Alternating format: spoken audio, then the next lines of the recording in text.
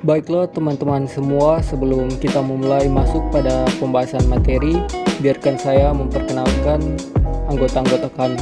Yang pertama ada Melvin Timothy, yang kedua ada Bintang Pangaribuan, yang ketiga ada Andini Swardi, yang keempat ada Deita Baru, yang kelima ada Yusniati Manambe, dan yang terakhir saya sendiri, Reynald Kusoy.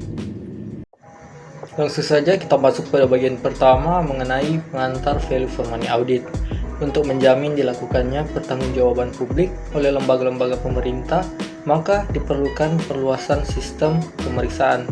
Tidak sekedar konvensional audit, namun perlu juga dilakukan value for money audit atau VFM audit. Value for money audit lebih luas dibandingkan konvensional audit. Berikut alasannya. Dalam pemeriksaan yang konvensional, lingkup pemeriksaan hanya sebatas audit terhadap keuangan dan kepatuhan atau financial and compliance audit. Sedangkan dalam value for money audit, selain audit keuangan dan kepatuhan juga perlu dilakukan audit kinerja atau performance audit. Selanjutnya bagian B, karakteristik value for money audit. Berikut poin-poin penting dari karakteristik value for money audit. Yang pertama, audit pada dasarnya merupakan perluasan dari audit keuangan. Yang kedua, pengertian audit dalam audit keuangan menurut Malam tahun 1984 adalah suatu proses yang sistematis untuk memperoleh dan mengevaluasi bukti secara objektif mengenai asersi atas tindakan dan kejadian ekonomi, kesesuaiannya dengan kriteria atau standar yang telah ditetapkan, dan kemudian mengkomunikasikan hasilnya kepada pihak-pihak pengguna laporan tersebut. Yang ketiga, audit kinerja memfokuskan pemeriksaan pada tindakan dan kejadian ekonomi yang menggambarkan kinerja entitas atau fungsi yang diaudit. Nah, setelah mengetahui pengantar mengenai pengertian value for money audit dan karakteristiknya, dalam value for money audit terdapat performance audit. Nah, performance audit ini terdiri atas audit ekonomi, efisiensi, dan efektivitas. Langsung saja kita masuk pada bagian pertama, audit ekonomi dan efisiensi. Ekonomi mempunyai arti biaya terendah, sedangkan efisiensi mengacu pada rasio terbaik antara output dengan biaya input. Efisiensi dapat terwujud ketika dengan sumber daya yang ada dapat dicapai output yang maksimal, atau output tertentu dapat dicapai dengan sumber daya yang sekecil-kecilnya. Audit ekonomi dan efisiensi bertujuan untuk menentukan yang pertama, apakah suatu entitas telah memperoleh, melindungi, dan menggunakan sumber dayanya, seperti karyawan, gedung, ruang, dan peralatan kantor secara ekonomis dan efisien. Yang kedua, penyebab terjadinya praktik-praktik yang tidak ekonomis atau efisien, termasuk ketidakmampuan organisasi dalam mengelola sistem informasi, prosedur administrasi, dan struktur organisasi. Secara lebih spesifik, The General Accounting of Standards menegaskan bahwa audit ekonomi dan efisiensi dilakukan dengan mempertimbangkan apakah entitas yang diaudit telah yang pertama atau A. mengikuti ketentuan pelaksanaan pengadaan yang sehat, B. melakukan pengadaan sumber daya atau jenis, mutu, dan jumlah sesuai dengan kebutuhan pada biaya terendah, C. melindungi dan memelihara semua sumber daya yang ada secara memadai, D. menghindari aplikasi pekerjaan atau kegiatan yang tanpa tujuan atau kurang jelas tujuannya, E. menghindari adanya pengangguran sumber daya atau jumlah pegawai yang berlebihan, F. menggunakan prosedur kerja yang efisiensi, G. menggunakan sumber daya, staf, peralatan, dan fasilitas yang minimum dalam menghasilkan atau menyerahkan barang atau jasa dengan kualitas dan kuantitas yang tepat. H. mematuhi persyaratan peraturan perundang-undangan yang berkait dengan perolehan, pemeliharaan, dan penggunaan sumber daya negara. I. melaporkan ukuran yang sah dan dapat dipertanggungjawabkan mengenai kehematan dan efisiensi.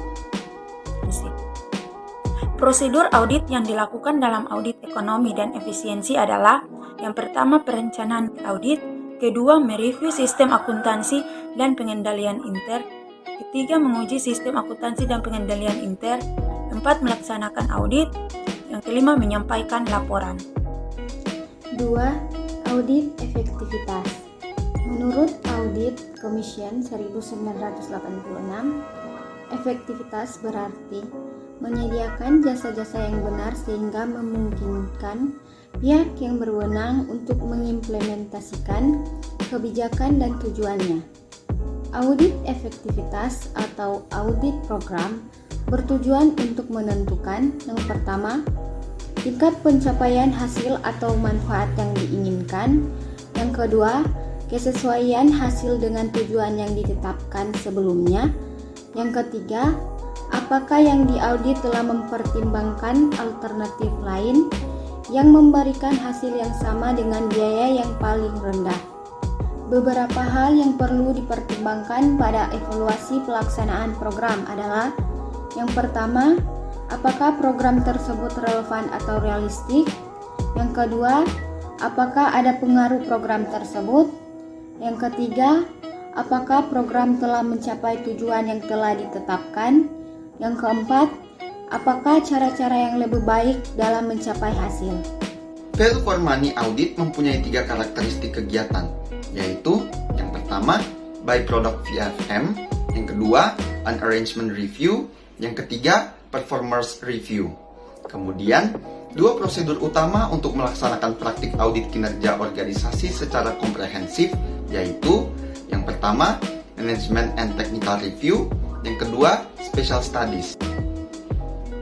Setelah mengetahui karakteristik kegiatan VFM, maka prasyarat-prasyarat yang harus dipenuhi dalam audit kinerja yaitu yang pertama, auditor atau orang atau lembaga yang melakukan audit, auditi atau pihak yang diaudit, resipien atau pihak yang menerima hasil audit.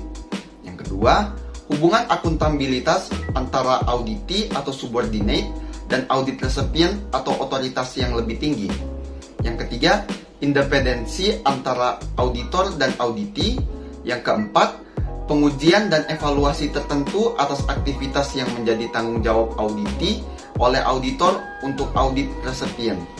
Selanjutnya C, standar audit pemerintahan pada SAP tahun 1995.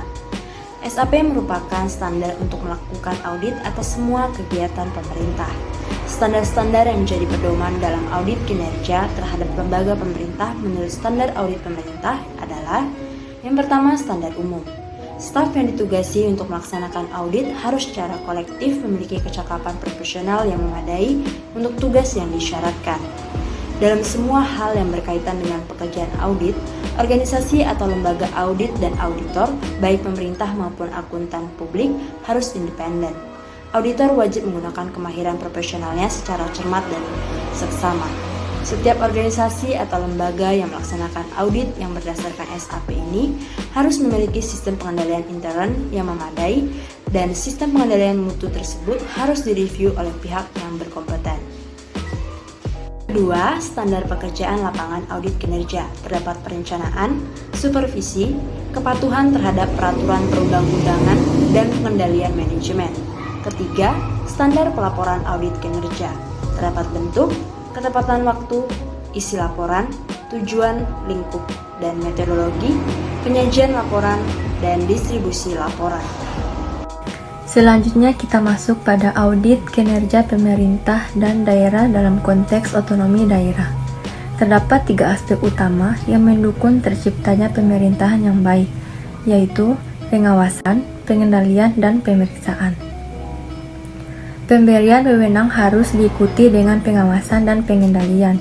Penguatan fungsi pengendalian dilakukan melalui pembuatan sistem pengendalian intern yang memadai dan pemberdayaan auditor internal pemerintah. Pengawasan oleh DPR atau DPRD dan masyarakat harus sudah dilakukan sejak tahap perencanaan, tidak hanya pada tahap pelaksanaan dan pelaporan saja. Selanjutnya yang terakhir ada permasalahan audit kinerja lembaga pemerintah Indonesia. Permasalahan otonomi dan desentralisasi yang luas, nyata, dan bertanggung jawab pada daerah, kabupaten, atau kota akan membawa konsekuensi perubahan pada pola dan sistem pengawasan dan pemeriksaan. Harus disadari bahwa saat ini masih terdapat beberapa kelemahan dalam melakukan audit pemerintahan di Indonesia, yaitu yang pertama, tidak tersedianya indikator kinerja yang memadai sebagai dasar untuk mengukur kinerja pemerintah daerah. Dan yang kedua terkait dengan masalah struktur lembaga pemeriksa pemerintahan pusat dan daerah di Indonesia. Permasalahan yang ada adalah banyaknya lembaga pemeriksaan fungsional yang overlapping satu dengan yang lainnya, yang menyebabkan pelaksanaan pengauditan tidak efisien dan tidak efektif.